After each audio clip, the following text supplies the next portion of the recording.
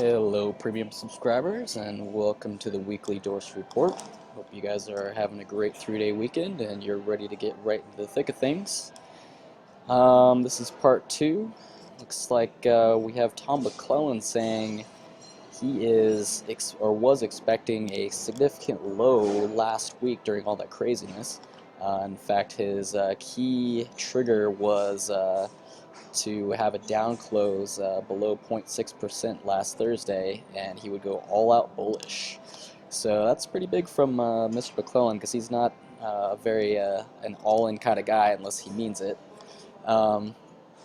It looks like we did put in significant lows here. We're still keeping a close eye on our 1985 to 88 levels on the S&P 500. Kind of a key level below that is a 1970. That takes us all the way back to the mid-December and some other kind of important horizontal levels. But for the time being, on the daily chart, we really want to see a close above 2030, 2035. Those are going to be key to getting us out of this rut in the road we're stuck in this negative Ichimoku cloud. So if we can just clear 2035 with, say, a daily close, full price bar 2 wouldn't be a bad thing. That would be nice. Also, in terms of RSI, we really do need to strengthen up above 50, definitely above 55, to be bullish. A little bit longer term. The dailies are going to tell us what's likely to happen within the next 3 months. So if we want a little bit better idea of just what we're looking for over, say, the next month, this is looking much better on the 2-hour chart here. Actually, on the futures, this is going to tell us what's happening for the next week or two. But over here, we're in good shape. We're above 2,000, which is a key level, and we've also closed above our moving averages at about 2012 here, with several green closes. And we're in a positive Ichimoku phase, and our RSI is at 58. Nice big MACD histogram hill here, so no negative divergences. So all clear on the 2-hour futures. Also, in terms of sentiment, we've seen our last few lows in StockTwits sentiment are usually about 41. We've got 38 there. We're also at 39.40 currently. So we're definitely plumbing the lows of sentiment, which is a good sign. Turn should either be here or very shortly about to arrive. In terms of the C-suite, so the C-suite has been forecasting a very significant rally. However, I think that things have been delayed a little bit by this Swiss D-peg out of the blue last week. Very significant. I don't think any of the smart money really saw that one coming, just because of the billions of dollars in losses to major investment banks, major foreign exchange companies. It was just not something that any of the leading indicators really saw coming. It wasn't priced in anywhere. So I think we're really waiting on the ECB to come in and announce their program to get our pop back up to these levels. We still saw fair value peak out at about 2110. So I am still expecting to see that. Looks like by the last week of January. Currently our fair value is just above 2050. So we still have some room to converge with that. And our sell level is at 2081 there. And we're still at a very low percentile as far as our proximity, only in the 22nd percentile. So we've got quite a ways to go before we are overheated on the S&P shorter term, called the next 1, 2, maybe even 3 weeks. However, it does look like we're expecting some downside action going into the end of the month, so something to be worried about. Also, our correlation has gone fully negative, and that's almost always a bad sign. In over 80% of cases on this model, whenever you get a significant negative divergence in the correlation between the S&P and the forecast target within the next 20, 35 days tops, that's trading days, you see either a significant pullback or a full correction in the S&P. So really from, say, mid-January here, we're counting down from 20 essentially. I'd say there's a 3 in 4 chance that we're going to get a significant pullback or more within the next 3 weeks. So definitely keep an eye on that. So we are short-term bullish, expecting some upside, potentially breaching 2100. However, going into the end of the month, it'll be time to get defensive again. In terms of our volatility, tomorrow will put us at the 14th day above the VIX's 33-day moving average. So we have crossed below that 50% threshold. And we're also hitting a significant level where the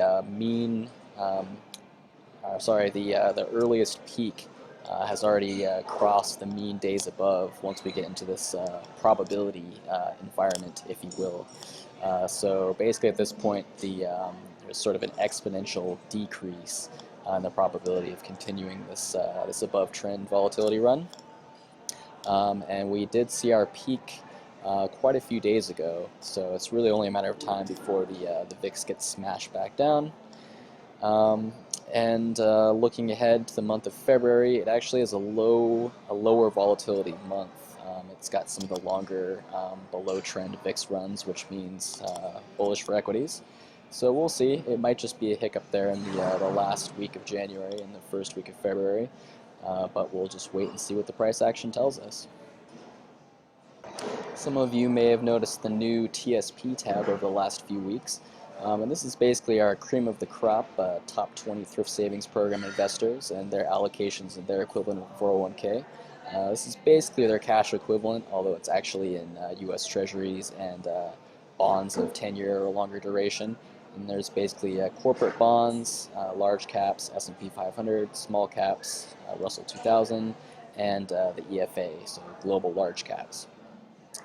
And based on the differential between the top 3 investors and the investors as a group, we can kind of see where the value areas are. So it still looks like value in cash and treasuries and bonds to a certain degree. However, in terms of the overall ratio between risk on assets, so basically our stocks, and risk off assets, our bonds, that ratio hit a very high level of 8.8, 19 on the 15th, and then it's back down to 2 now. But still, that's a big risk-on indication.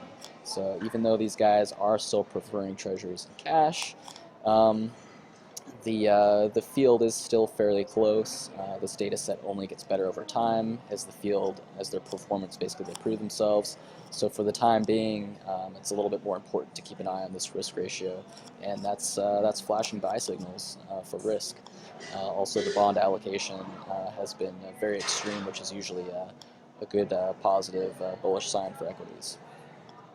In terms of relative asset performance, cha-ching, looks like our gold miners trade is really paying off.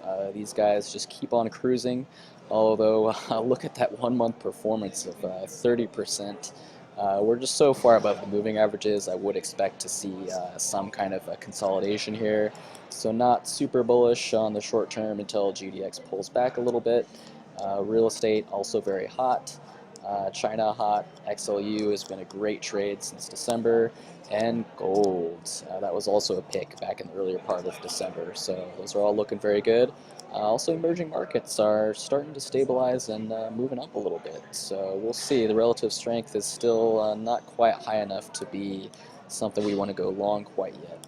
But looking like a prospect there. Then on the negative side of things, looks like Apple, which I basically put a short on last week, is really starting to collapse, expecting sub-100 prices in the next couple weeks. Agriculture very weak, U.S. financials very weak, and the transports, the other side of our long miners short transports trade. So those transports are really starting to unwind. The theory is that with the energy price collapse, everybody's immediate long trade was the transports. However, I think it's really going to be the miners and rising gold prices that win out on lower energy. So we'll see how that trade develops. So a quick look at that GDX IYT trade, just really converging very quickly here. Might want to wait for that ratio to pull back a little bit, but the RSI is definitely nice, and we've still definitely got some upside on that trade. So we'll see how that develops. Another kind of an interesting pair trade I talked about long Russia, short Canada the other week. However, now with the Swiss unpeg and the fact that their currency is basically 20 to 30% more expensive, that's really going to impact their balance of account because their exports are so much more expensive. Um, and they've also basically tried to discourage any kind of capital inflows with negative deposit rates. So I think that Switzerland might be a better short, a better hedge against Russia on the long side.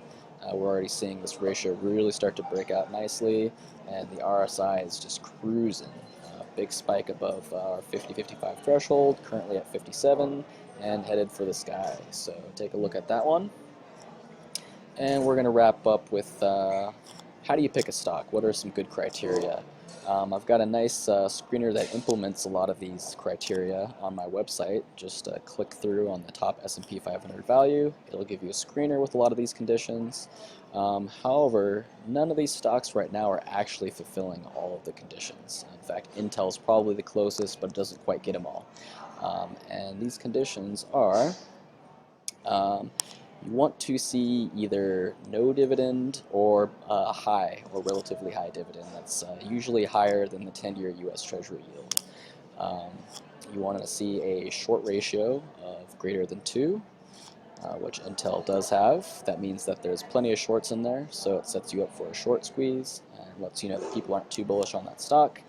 You want to have a return on equity greater than your forward price to earnings, and you want that to be below 15. So basically return on equity greater than 15 and forward PE less than 15. And we do have that on Intel, so it's good on those respects. Here's our return on equity, 18%. And we're also looking for a peg below 1 to 1.5. So that's telling us that not only do we have good earnings, but we've got earnings growth. And their price makes that valuable. So we're getting earnings growth and we're getting value on it. And that's where Intel is not quite coming in. At some points last year it was below 1.5. Now it's up to 1.9. So it's starting to be a little bit richly valued for its earning growth. And we want basically sort of a more abstract metric, earnings divided by enterprise value, or EBIT, earnings before interest and taxes, divided by enterprise value. Enterprise value is the total value of the company's stock, so its market cap, and its interest-bearing debt. So stock plus debt, and that's kind of the divisor. So what is their earnings power versus their outstanding obligations, and we want that to be above 5%. In Intel's case, it's at 4.88% right now. So a little bit of a price decline, and we will be back in that 5% level, and that's basically an effective yield. You can just add the dividend, which is very solid for Intel, 2.47. Add that to the dividend, so you're looking at an overall greater than 7% yield, which historically isn't typically where stocks are at. U.S. stocks are usually 9 to 10%. But given these market conditions, anything over 7% is actually pretty decent in the U.S. markets. We do want to see price above the 50-day moving average. So on Intel, there's our 50. So check on there, but we're pretty close, within 1.3%. And we want an RSI greater than 55, which I covered many times. Or if you really want to go hunting for bargain basement deals, you can look for an RSI below 30, which is rare on large caps, and you want to see big selling volume. We really don't see any situations like that on the daily chart. Let's see on the weekly. We've got some potential candidates maybe over here back earlier in the spring, it looks like, of 14. Although I doubt the RSI was below 30 in that case. But you want to see 2-3 weeks of good selling, and the RSI dipping below 30 and then starting to come back above it, and sometimes you can make a long entry there. Although it's still recommended to have price above 50-day and an RSI that's strengthening from 50-55 and above. So our last thing is UBS price target increase. So it's sort of the inverse of Barclays raises their price target. You want to sell the stock. But if UBS raises their price target, that's usually a bullish sign for the stock. So if you can see that in the analyst